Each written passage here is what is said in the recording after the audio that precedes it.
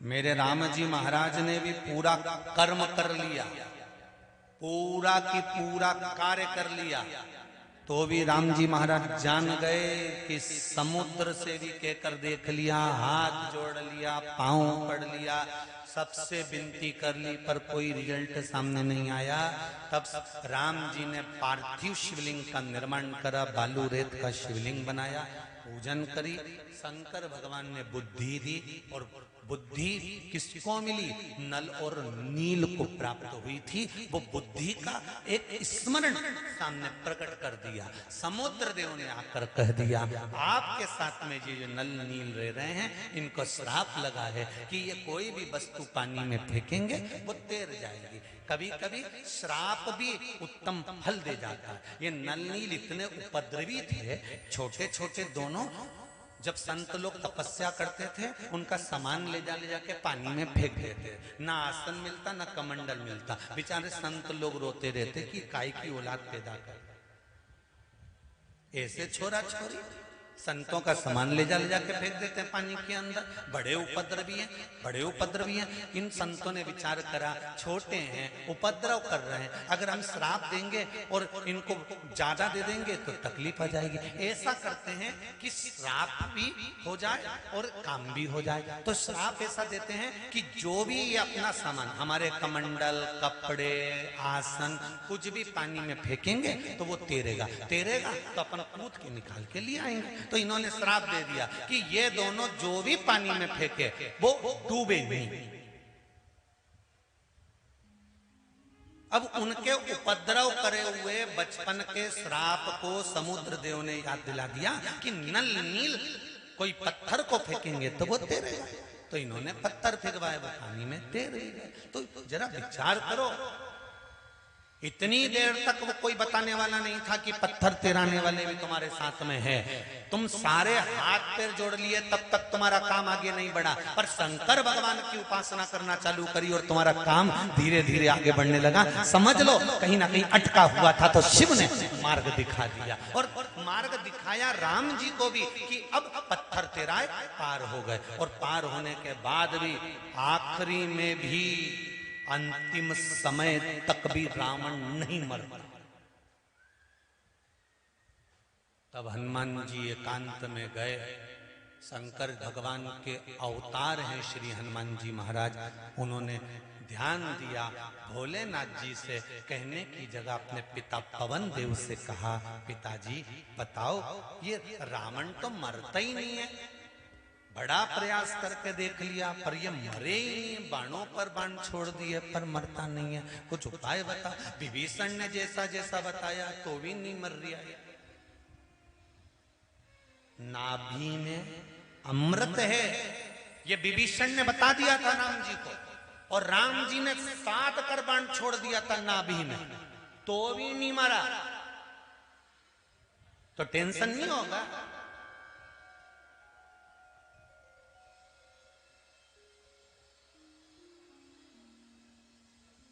क्या करा जाए?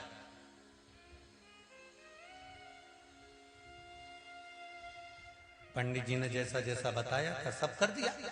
राम जी ने भी विभीषण के कहने पे करा कि बाण छोड़ा, नाभि में गया अमर सुखने के लिए, पर नहीं मारा। तो लक्ष्मण जी ने तो विभीषण से कह भी दिया, तू ही तो बोला कि नाभि में अमृत है और बाण छोड़ो और मर जाएगा। ले 14 बार छोड़ दिया, मरा ही नहीं। झूठेला, कम से कम यहां तो सत्य बोल। अपने भाई का साथ दे रहा है। विभीषण ने कहा भाई का साथ नहीं दे रहा, मुझे जितना मालूम था मैंने बता दिया कि नाभि में बाण छोड़ोगे अमृत सूखेगा और मर जाएगा। तो फिर मरे क्यों नहीं? ये क्यों नहीं मर रहा? तो विभीषण क्या, मुझे ही नहीं मालूम, मेरे को तो इतना मालूम था, इसने ब्रह्मा जी से वर मांगा था कि मेरी नाभि में अमृत रख दो और अमृत सूखे में मारूंगा, और इसको वर मिला और मैं वहां से चला गया। इसके बाद क्या हुआ ये नहीं मालूम। तो हनुमान जी ने पवन देव से पूछा ये मरेगा कैसे? पवन देव ने कहा मैं शंकर जी से पूछ के आता हूँ। शंकर जी के पास पवन देव पहुंच गए। शंकर जी से पूछा हर हर महादेव। शिव जी ने पूछा कैसे आयो पवन देव? पवन देव कह रहे मेरा पुत्र हनुमान बड़ा तकलीफ में, टेंशन बहुत ज्यादा, बहुत चिंता। क्या चिंता आ गई? वो रावण मर नहीं दिया, तो तुरंत शंकर भगवान बोले वो ऐसे मरने वाला नहीं है, उसने ब्रह्मा जी से वर मांगा था कि नाभि में अमृत दे दो, अमृत सूखेगा तब मैं मरूंगा। ये वर ब्रह्मा जी ने कह दिया, तथास्तु। सब चले गए सुन के, पर रावण नहीं हिला।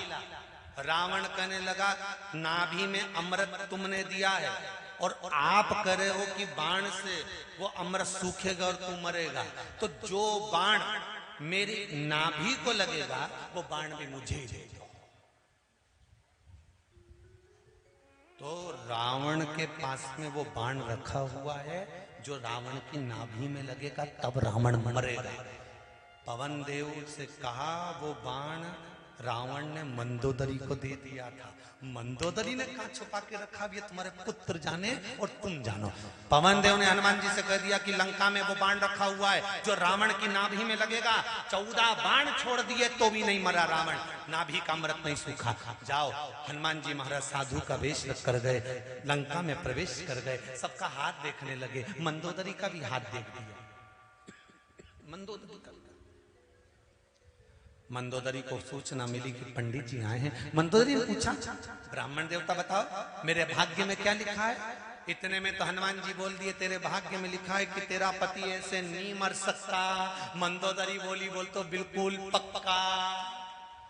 तो हनुमान जी बोले, जब तक तू है तब तक तेरा पति नहीं मरेगा। कि महाराज बिल्कुल पक्का। हनुमान जी बोले, रावण ने तुझे ऐसी चीज लाके दे दी थी कि वो रावण की नाभि में लगेगी तभी रावण मरेगा। बिल्कुल महाराज, बिल्कुल पक्का। इतने में हनुमान जी बोले, वो चीज तेरे पास आज भी रखी हुई है। बिल्कुल रखी हुई है, तूने अपने ही महल में छुपा के रखी है। अरे महाराज, मैं जिस कमरे में सोती हूँ उस कमरे में जो खंबा है, खंबे में मैंने चुनवा कर रखी। हनुमान जी ने कहा, हो गया हो गया। हनुमान जी कूद पड़े और गए, खंबा तोड़ा, उसमें से बाण निकाल कर राय राम जी को दिया। राम जी से कहा, अब छोड़ो। और राम जी ने जो बाण छोड़ा और नाभि में लगा, तब जाके दादा निपटा, तब जाके प्राण छूटे, तब